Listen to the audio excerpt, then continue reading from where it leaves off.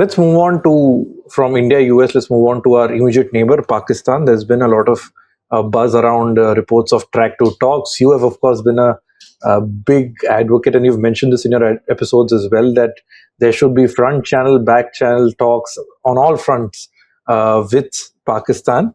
But one question that has come out ever since these reports came in of track to diplomacy is, where is the pressure? Who is putting pressure on India to have talks with Pakistan? And on the other hand, there have been those top politicians, top experts from the country who have advocated who are not in favor of India-Pakistan talks. They say that, India has tried for decades as far as peace with Pakistan is concerned, but all that it has gotten in return is terror attacks and loss of civilian lives and armament. So where is the pressure coming on? Who is putting the pressure on India, in your view, to hold these talks? And if you can explain to our viewers, why should India talk to Pakistan or hold dialogue with Pakistan at this point? It is not my view that India should talk to Pakistan because of any pressure from anyone outside India. It is my view that India should speak to Pakistan in India's own interest. But I'll come to that. Your question is, who is putting pressure on India? Well, going by what is in the public domain, one or two RSS, BJP, shall we put it, Sangh Parivar leaders visiting the United States came back and said that India should engage in back channel discussions with Pakistan. So one may presume that pressure was put on them by the United States. We all know that President Trump would love to resolve the Kashmir dispute so that he can embellish his credentials for a Nobel Peace Prize. So that is one side of the story. But as I said, it's not a question of India talking to Pakistan because India is pressured by anyone. India should talk to Pakistan because it is in India's interest. And let me explain. India and Pakistan are neighbors. Nothing can change that geography. And of course, some people argue that we have talked to Pakistan in the past and all that we got was terrorism. Correct. That means, in my view, we did not talk properly, because just because we failed by talking once, does it mean that we shall never talk? Let's look at life. Suppose we try to get a job or write an examination and we fail. Do we then stop writing? So, and another thing is that between sovereign countries, talking is much better than shooting. You take the Sindhu. In India, of course, we are of the view that it was a mighty military victory. Maybe it was. But Pakistan turned it into a diplomatic victory for itself. Why? Because India is telling the rest of the world that Pakistan is the epicenter of terrorism. Well, nobody was convinced. In fact, Pakistan has emerged as a very important mediator in the Iran-Israel-America war. And Pakistan is having excellent relations with America, with China, with the GCC countries, especially Saudi Arabia, with which it has got a mutual defense treaty, and with Turkey. And again, when the Sindhu war was on, did any country come to India's support? Yes, one country did, Israel. Did anyone else? No. In other words, while Pakistan got military and diplomatic support from China, diplomatic and perhaps military support also from Turkey, and diplomatic support from Azerbaijan, compare that with what India got. So Pakistan diplomacy has been smarter. Let's recognize that and take action.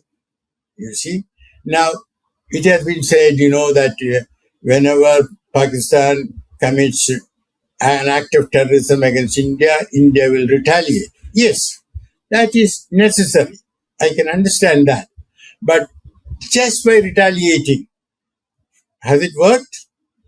No. Sindoor happened after a retaliation, isn't it? So, retaliation may be necessary, but it's not sufficient. And what prevents India from talking to Pakistan? In fact, the RSS spokesperson, including Bhagavat, was saying that let us have back channel talks. Well, Bhagavat, I believe, also said something about people to people talks. Why can't we take the initiative and have front channel talks? After all, India is a major power in the subcontinent.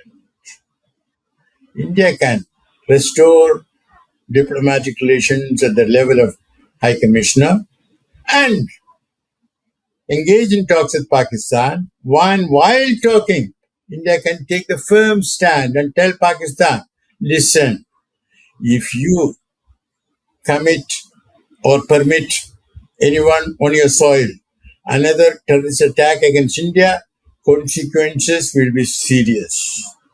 They can tell that.